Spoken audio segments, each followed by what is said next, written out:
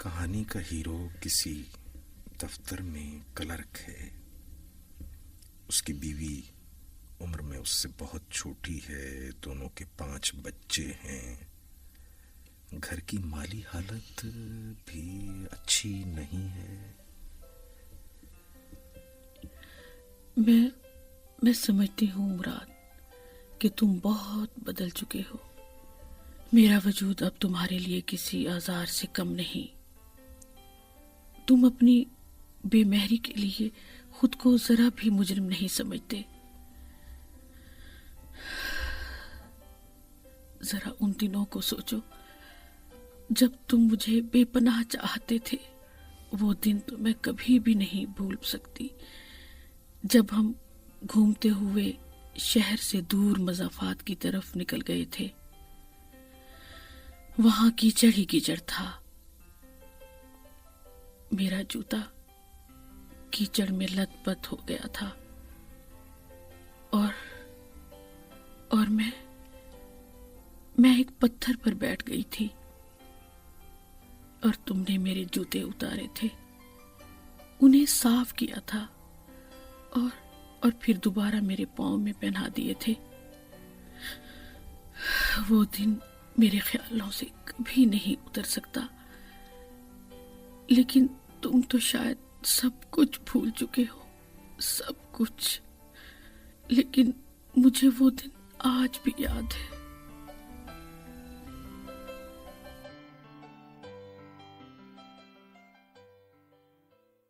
کیا دن تھے وہ بھی. تم بھلا ایسا کیوں سوچتی ہو؟ میں ذرا اپنے کام میں مشغول ہو گیا تھا، کہانی میں کھو گیا تھا، اس لیے چپ تھا. تم اس طرح اپنے خیالات پریشان نہ کیا کرو پلیز. تم مان لیجئے کہ بیچارہ کلرک رشوت لینے کے الزام میں گرفتار کر لیا جاتا ہے اور پھر ناگہاں جیسے کوئی غیب سے اس کی داد رسی کے لیے پہنچ جاتا ہے. مگر اس کہانی کا اختتام کہاں ہو؟ مراد، میرے سینے میں کوئی چبھن سی محسوس ہو رہی ہے. کیا ٹی بی کی علامت تو نہیں؟ مجھے معلوم نہیں ہے. جنہیں ٹی بی کی شکایت ہوتی ہے کیا ان کے سینے بھی اسی طرح دکھتے ہیں؟ مجھے معلوم نہیں. تمہیں معلوم ہی کیا ہے؟ کہانی کی ایک شکل تو بنتی جا رہی ہے. اب صرف قانونی معاملات کی تحقیق کا مسئلہ رہ گیا ہے. فرض کیجئے یہ رشوت کسی نہر کے پل کی تعمیر کے سلسلے میں ہے. کوئی بات پیدا کی جائے یا پولیس کے ہجوم کی کیفیت دکھا دی جائے. آخر کون سا بہتر رہے گا؟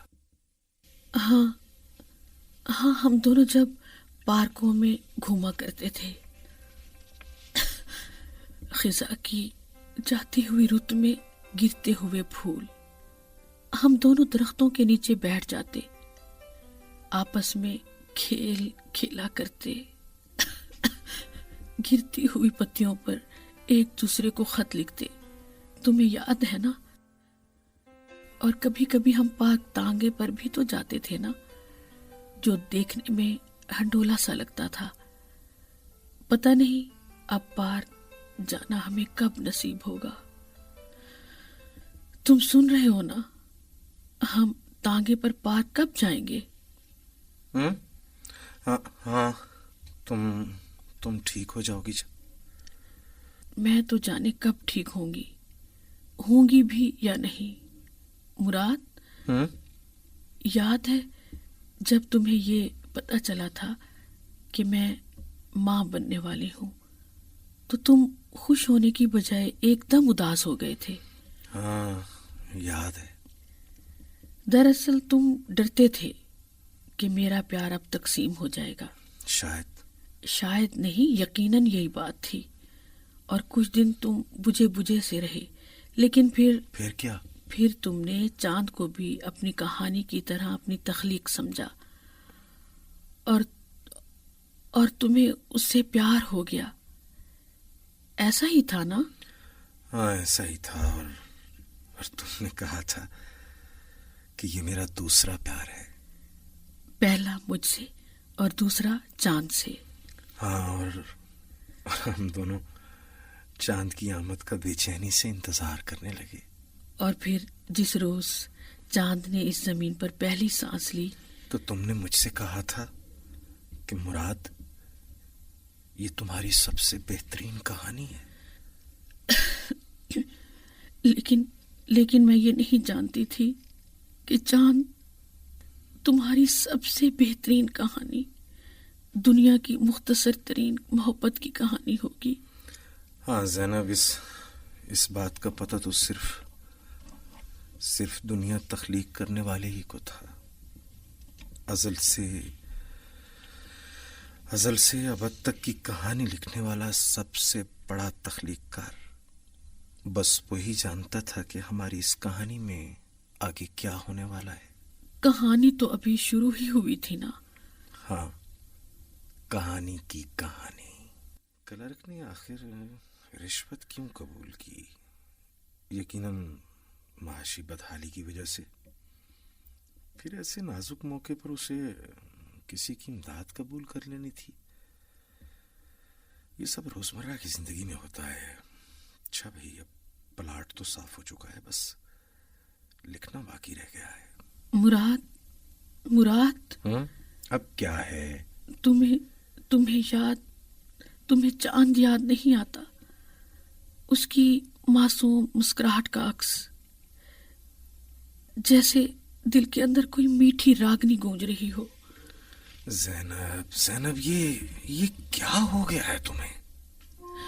چاند میرے بچے، میرے لال، میرے پاس آ جانا میرے پاس۔ یہ تم کیا کہہ رہی ہو زینب؟ چاند ڈوب گیا ہے، دور چلا گیا ہے ہم سے۔ لیکن مجھے تو ایسا لگ رہا ہے کہ جیسے میرا چاند میرے پاس واپس آ رہا ہے۔ دیکھو تم نے پھر ویسے ہی سوچنا شروع کر دیا۔ کیا تم نہیں جانتی کہ… ہاں جانتی ہوں، شاید میں خواب دیکھ رہی تھی، مگر تم ایک بات تو بتاؤ، ہم اس کی قبر کو پختہ کب بنوائیں گے؟ جب تم ٹھیک ہو جاؤ گی نا، اس کے بعد۔ ہاں، ہم اس کی قبر بہت ہی شاندار بنوائیں گے، اور پھر قبر کے سرہانے مرمر کے سفید لوح رکھیں گے۔ قبر پر ایک درخت بھی ہوگا نا، جس پر چڑیاں آ کے بیٹھیں گی۔ چاند کو چڑیاں بہت پسند تھی نا، اور سفید رنگ بھی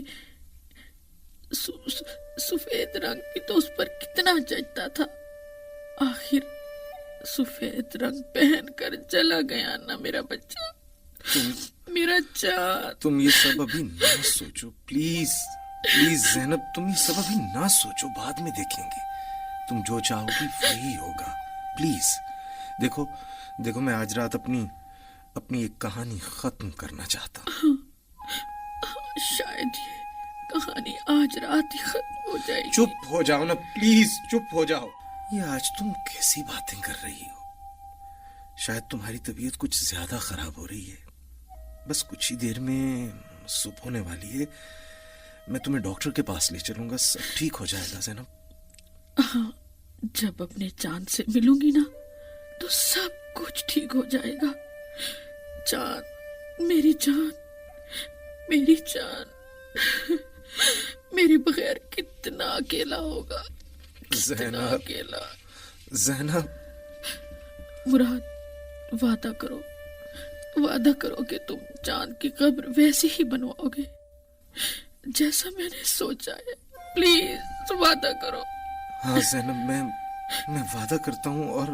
اور یہ کہ وہ نظم جو تم شروع میں سنا رہے تھے، اس ادھوری نظم کو پورا کر دو۔ تمہیں یاد ہے نا کہ تم اور میں جب ملتے تھے تو نظم مکمل ہو جاتی تھی۔ آج بھی وہ نظم مکمل کر دو پلیز، میری خاطر۔ मोहब्बत का अलविदाई गीत सुना दो ना। ये कैसी बहकी बहकी बातें कर रही हो तुम ज़ैनब? बस तुम सुनाओ ना, वक्त बहुत कम है, बहुत कम। अच्छा सुनाता हूँ। मुझे देखो, मेरे चेहरे पे जमी कितने मौसमों की गर्द है, और गर्द में रखा हुआ एक आईना, आईने में ताहद नजर फैले मोहब्बत के सितारे अक्स बनकर झिलमिलाते हैं, नई दुनियाओं का रास्ता बताते हैं। इसी मंजर से उलझी आईने में कुछ लकीरें हैं, लकीरों में कहानी है। कहानी और मोहब्बत में अजल से जंग जारी है। कहानी में कई किरदार हम खुद फर्ज करते हैं, मोहब्बत में कोई किरदार भी फर्जी नहीं होता। कहानी में कई किरदार जिंदा ही नहीं रहते, मोहब्बत अपने किरदारों को ज़ैनब नहीं देती। ज़ैनब, आंखें खोलो ना, कुछ तो बात करो। ये कहानी नहीं है, ये तो मोहब्बत है। और फिर अभी नज्म भी तो पूरी नहीं हुई। मोहब्बत में कहानी है, कहानी में मोहब्बत है। प्लीज इस कहानी, इस मोहब्बत को अधूरा छोड़ के मत जाओ ना। तुम्हें यही हैरानी थी ना कि आखिर कहानी के आखिरी मोड़ पर सब हंसी खुशी कैसे रहने लगते। लेकिन ये तो कहानी नहीं है, ये तो मोहब्बत है। मोहब्बत। ज़ैनब।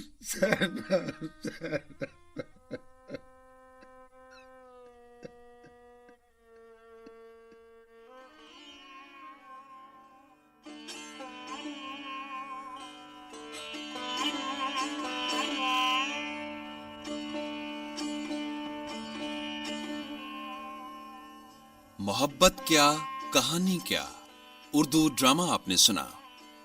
सदाकार थे शाहीन कुरैशी और सज्जाद बरी। तदवीन मशहूद सज्जाद। तहरीर व हिदायत सज्जाद बरी।